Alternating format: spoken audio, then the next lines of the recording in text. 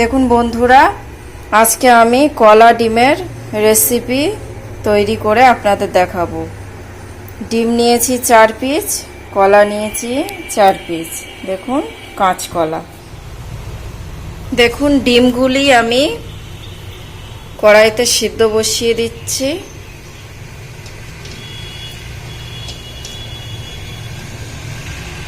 আর কলাগুলো এই যে ছাড়িয়ে পরিষ্কার করে ধুয়ে নিলাম। এবার এগুলো কাটবো।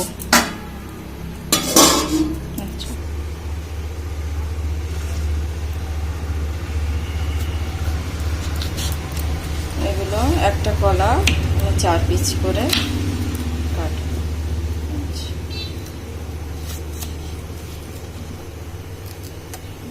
এইভাবে আমি সব কলাগুলো পিস করে কেটে নেব। কলাটা ভাজার জন্য আমি দিয়ে দিচ্ছি সরিষার তেল।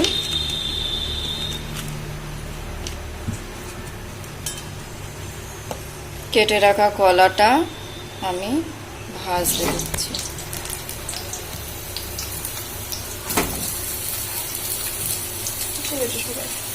কলাটা ভাজা বসিয়ে দিলাম।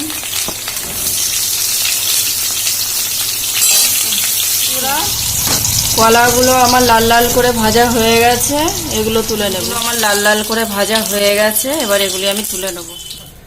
দেখুন বন্ধুরা, ফোড়নে দিচ্ছি শুকনো লঙ্কা একটা ভেঙে নিয়েছি, তেজপাতা আর জিরে।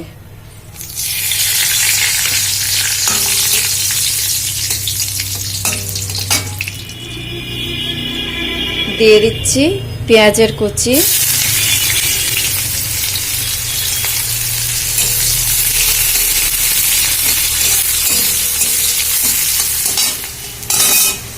দিয়ে দিচ্ছি রসুন বাটা।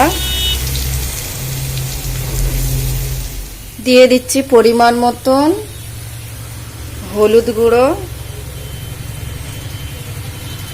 পরিমাণ মতন জিরের গুঁড়ো, পরিমাণ মতন ধনের গুঁড়ো। দিয়ে দিচ্ছি স্বাদ মতন লবণ।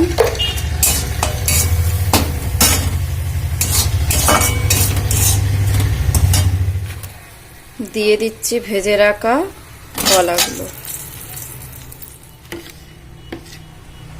দিয়ে দিচ্ছি স্বাদ মতন লঙ্কার গুঁড়ো। এরপরে দিয়ে দিচ্ছি জল।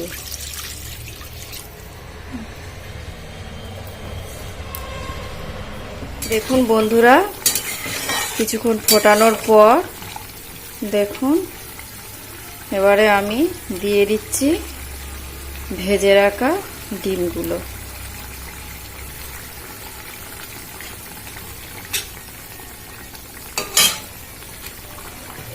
তারপরে দিয়ে দিচ্ছি পাকা লঙ্কাগুলো।